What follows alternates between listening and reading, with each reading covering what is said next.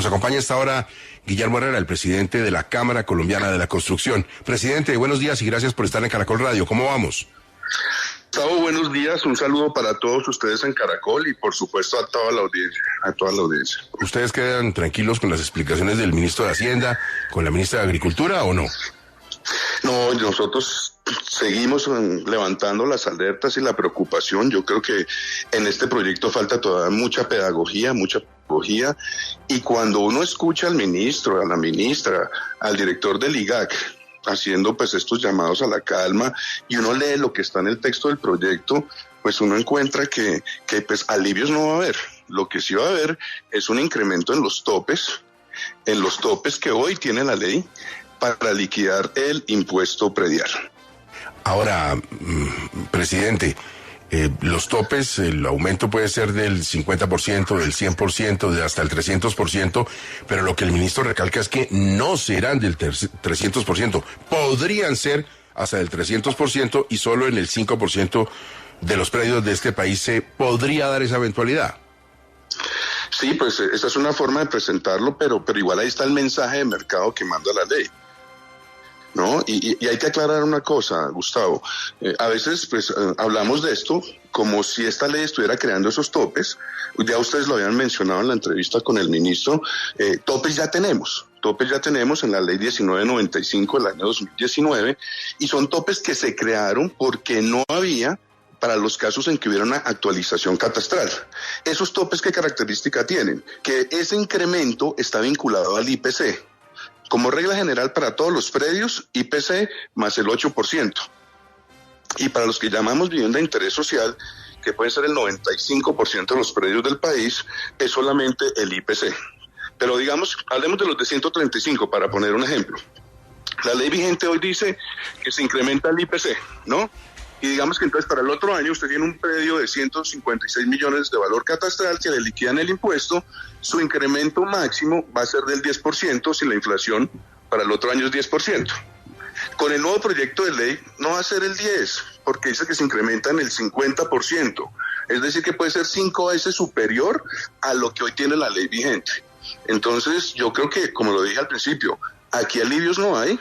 Y claramente hay que entender también cuáles son los estudios técnicos que están sustentando esta propuesta. Doctor Herrera, una de las cosas que ha alegado el gobierno, lo hizo en su cuenta de Twitter la ministra de Agricultura y también el ministro Ricardo Bonilla, lo dijo hoy en la entrevista, es que hay municipios en Colombia, han hablado me parece que de Soacha y de otros, en los que ya de hecho, a pesar de esa norma que establece IPC más 8 puntos, hay personas a las que les llegan incrementos de 500% o 1000%. El ministro dice que es porque la norma que existe, la del tope, está mal hecha. ¿Usted también cree que la norma, independientemente del proyecto del gobierno, que esa norma está mal hecha? Vea, pues yo no soy experto jurídico para hacer como Espinosa, para hacer interpretaciones, ¿no?, de aplicación normativa. Lo que sí es cierto es que en el proyecto de ley del gobierno montan como uno de los motivos o justificaciones para hacer esta modificación la falta de redacción o los problemas de interpretación que ha generado la norma. Pero si el problema es ese, entonces ¿por qué no corregimos ese problema? No, si el problema es de interpretación, pues que se corrija el problema de interpretación y que consultando la capacidad de pago de los hogares para pagar el impuesto, que claramente está más asociada al IPC, que a incrementos que pueden ser del 50 al 300%, pues que se resuelva ese problema, si eso es así. Ahora, la ley es clara en ese sentido, de esos topes, que pueden ser hasta el IPC más 8. La pregunta es por qué se pueden dar esas otras condiciones, ¿no?, de incrementos tan grandes como han dicho en los medios, y si eso se trata de pronto de las exclusiones que también tiene la ley para esos predios que digamos son como ociosos, ¿no?, como los urbanizables no urbanizados o predios de engorde. Doctor Herrera, buenos días. Ustedes han llamado la atención sobre que este proyecto podría agravar la crisis del sector de la construcción. El gobierno niega esa posibilidad. ¿Por qué no le explicamos a los oyentes por qué este proyecto para ustedes puede afectar esa importante actividad de la economía? Esto es importante porque, pues, además del costo que puede tener, ¿no?, la adquisición de una vivienda, cuando usted compra, usted también mira en qué costo se mete para mantener, ¿no?, la propiedad que adquiere. Entonces, si a usted le dicen que va a comprar una vivienda y que los pagos que usted va a hacer vía prediales ¿cierto? Van a ser muy altos, usted empieza a hacer cuentas para considerar si vale la pena o no meterse en una decisión de compra. Es decir, todos los costos asociados a servicios o cargas tributarias que pueden afectar el mercado de vivienda sí que hacen sensible, obviamente, la posibilidad de que los hogares compren y no. Y sobre todo, en un contexto en el que estamos atravesando hoy, donde en lo que va corrido del año, el mercado de vivienda ha caído el 60%.